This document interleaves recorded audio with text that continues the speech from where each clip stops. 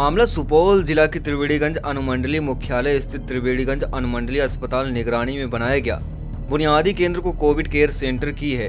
त्रिवेणीगंज में चल रहे कोविड केयर सेंटर के बाद सड़क पर हुई कोरोना से महादलित गरीब पीड़ित मरीज की मौत मामले में डीएम महेंद्र कुमार ने घंटों बारीकी से जांच की, दोषियों पर कार्रवाई की बात कही। खबर चलने के बाद दिखा असर, डीएम महेंद्र कुमार ने लिया संज्ञान त्रिवेणीगंज स्थित बुनियादी केंद्र में, जिसमें कोविड केयर सेंटर संचालित किया जा रहा है। वहां केंद्र के बाहर एक कोरोना पीड़ित मरीज की ऑक्सीजन एम्बुलेंस के अभाव में सड़क पर ही मौत हो जाने के मामले में डीएम महेंद्र कुमार ने संज्ञान में लिया। उन्होंने शाम त्रिवेणीगंज के बुनियादी केंद्र में संचालित कोविड केयर केंद्र पहुंचे एवं घटना की बारीकी से जांच की, जिसके बाद डीएम महेंद्र कुमार ने बताया कि सीसीटीवी फुटेज देखने एवं मौजूद डॉक्टर व कर्मियों से पूछताछ के बाद पता चला कि उक्त मरीज कल 12 बजे के आसपास कोविड केयर सेंटर में भर्ती हुआ था। उस दौरान उसकी ऑक्सीजन लेवल काफी कम था, लिहाजा उसे ऑक्सीजन लगा दिया गया। उसकी गंभीर हालत को देखते हुए उसे रेफर करके एम्बुलेंस आने का इंतजार किया जा रहा था। बताया गया कि मरीज के परिजन कोविड सेंटर में घुस गए और इलाजरत मरीज से ऑक्सीजन हटा दिया और उसे बाहर ले आए। बताया कि मरीज की हालत सुधर रही थी क्योंकि 3:52 में मरीज खुद चलकर कोविड केयर से निकलकर बाहर आया था। बताया चूंकि अस्पताल में सिर्फ एक सरकारी एम्बुलेंस है, उस समय किसी मरीज को लेकर एम्बुलेंस बाहर गया हुआ था, लिहाजा मरीज के बाहर परिसर में सड़क पर ही एम्बुलेंस का इंतजार कर रहा था। इस बीच मरीज की हालत बिगड़ गई, जिसकी सूचना के बाद कोविड केयर में मौजूद कर्मी ऑक्सीजन सिलेंडर लेकर वहीं उसे लगा दिया। बताया गया कि एम्बुलेंस जब तक आया उससे कुछ देर पहले मरीज की मौत हो चुकी थी। उन्होंने ये भी बताया कि मृत के परिजन जो आरोप लगाए ऑक्सीजन उसे मरने के बाद लगाया गया, वो गलत, क्योंकि जब उसे ऑक्सीजन लगाया गया था तब उसकी सांस चल रही थी।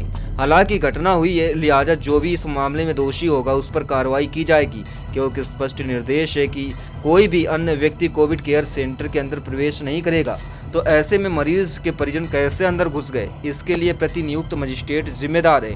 इसके अलावे इस मामले में जो भी दोषी है, जांचों उपरांत उनके विरुद्ध समुचित कार्रवाई की जाएगी। खैर, डीएम साहब ने इस मामले की जांच कर ली है, फिलहाल दोषियों के विरुद्ध कार्रवाई करने की बात कही है। लेकिन इस घटना ने कई सारे सवाल खड़े कर दिए। जब मरीज को रेफर किया गया तो उन्हें एम्बुलेंस मुहैया करने में इतनी देर क्यों लगी?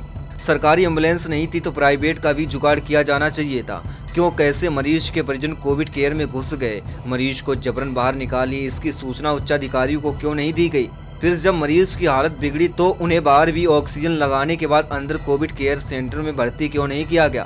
बहुत सारे ऐसे सवाल हैं जिसका उत्तर ढूंढने की आवश्यकता है, जिसके बाद मामला साफ हो सकता है कि इसके लिए दोषी वास्तव में कौन है। जांच में शामिल Triveniganj SDM SZ Hasan, ASDM Pramod Kumar, SDPO Ganpati Thakur, SHO Sandeep Kumar Singh, ASI Vinay Kumar Singh, अन्य दर्जनों पुलिसकर्मी मौजूद थे।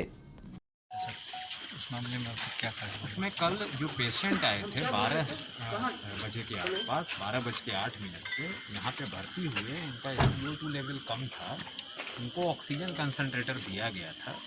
ऑक्सीजन कंसनट्रेटर के साथ थे क्योंकि SpO2 लेवल कम था, तो उनको तुरंत रेफ़र करने की आवश्यकता थी। जो हम लोग के पास अपना एम्बुलेंस था, वो उसी समय एक और पेशेंट को रेफ़र किया गया था। यहाँ 24/7 एक एम्बुलेंस रखने का डायरेक्शन है। वो एम्बुलेंस ऑलरेडी सुपौल गया हुआ था एक पेशेंट को लेके। 2 बजे के बाद जब ड्यूटी चेंज हुई कंसर्न नर्स की, तो जो उनके बाद ड्यूटी पे आई हैं उनका कहना है कि इनके परिजन वगैरह भी थे। 2-3 लोग, शुरू में एक लेडी थी और एक इनका बेटा था, उसके बाद कुछ और परिजन आए। जो पहली गलती मुझे दिख रही है वो ये कि परिजन को कोविड केयर सेंटर के अंदर आने का कोई अधिकार नहीं है, ये एनफोर्स करना हम लोग की जिम्मेवारी है। तो जो मैजिस्ट्रेट और जो पुलिस बल जिस समय अनुपस्थित थे, उन पर हम लोग तो कार्रवाई प्रथम दृष्टया करेंगे।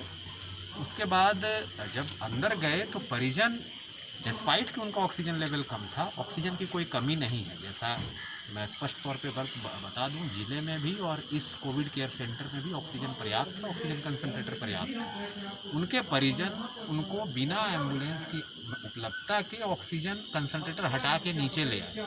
3:52 पे, जैसा कि CCTV फुटेज से देखा जा सकता है, वो वॉक करते हुए पेशेंट नीचे आए। तो पहली गलती ये थी कि ऑक्सीजन सपोर्ट उनको उस स्थिति में, जब उनका SpO2 लेवल कम है, तो हटाने की ज़रूरत नहीं थी। जो ड्यूटी पे नर्स थी, अभी उनसे बात हुई है, उनका ये कहना है कि जो नीचे आए तो अनस्टेबल हो रहे थे क्योंकि ऑक्सीजन लेवल कम था, तो दौड़ के पीछे से ऑक्सीजन सिलेंडर ला के तब लगाई है। ये बताया जाना कि उस समय वो डेड था, ये गलत है। उस समय उनकी सांस चल रही थी। तुरंत जब एम्बुलेंस आया है उसके जस्ट पहले इनको डेड डिक्लेयर किया गया है। तो 2-3 चीज़ जैसा कि मैंने पहले बताया कि ऑक्सीजन पर्याप्त है, बेड भी पर्याप्त है हम लोग के पास। परिजन कोविड केयर सेंटर के अंदर कैसे आएँ, यहाँ पे लूपहोल है जिसकी कि हम लोग जांच करके कार्रवाई करेंगे। दूसरा, इस अस्पताल में और अनुमंडल अस्पताल में 5 में से 4 डॉक्टर पॉजिटिव हो गए। केवल 1 डॉक्टर थे और 1 डॉक्टर जो थे वो अटेंड किए थे उस पेशेंट को। एपीएचसी से हम लोग एडिशनल डॉक्टर को डिप्लॉय किए हैं। हम लोग ये चाह रहे हैं कोविड केयर सेंटर में 24/7 डॉक्टर यहाँ पे उपस्थित रहे, नर्स उपस्थित रहे रोस्टर के अनुसार। और कोई भी पेशेंट, वो कितने भी सीरियस हों, बहुत काफ़ी सीरियस पेशेंट को सदर हॉस्पिटल में ठीक ढंग से इलाज करके भेजा गया है। और कल वाली जो दुर्घटना हुई है, वो घटना हुई है, वो काफ़ी दुखद है। इसमें जो कंसर्न कर्मी है उन पर कार्रवाई तो हम लोग करेंगे ही, बट हम लोग का ये प्रयास है कि आगे से भी जो लोग यहाँ आ रहे हैं उनको, अगर उनकी स्थिति SpO2 लेवल काफ़ी कम है, सीवियर कैटेगरी में है, तो तुरंत उनको यहाँ से रेफ़र किया जाए। ऐसा डायरेक्शन अभी दिया गया है इनको। अभी फ़िलहाल 2 पेशेंट भर्ती हैं, दोनों स्टेबल हैं, दोनों को ऑक्सीजन की सप्लाई दी जा रही है। और हमको विश्वास है कि आने वाले समय में आगे यहाँ पे जो चिकित्सा की जो ये है प्रक्रिया है वो बेहतर होगी। और हम लोग इस पूरे मामले के प्रकरण में जांच उपरांत कार्रवाई करें। कल यहाँ मजिस्ट्रेट भी नहीं देखेंगे? हाँ, मैंने बताया कि जो पूरी जिम्मेवारी होनी चाहिए मजिस्ट्रेट और पुलिस बल की, कि कोई परिजन अंदर नहीं जाए।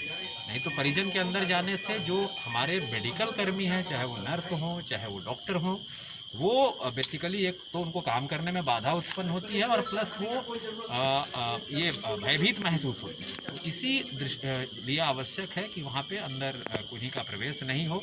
अभी डायरेक्शन दिया गया है जो यहाँ के स्थानीय पदाधिकारी हैं।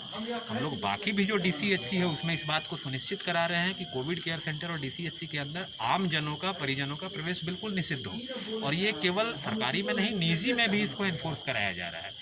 तो भविष्य में ये घटना नहीं हो, इसके लिए हम लोग कार्रवाई कर रहे हैं। और जो इसके लिए दोषी हैं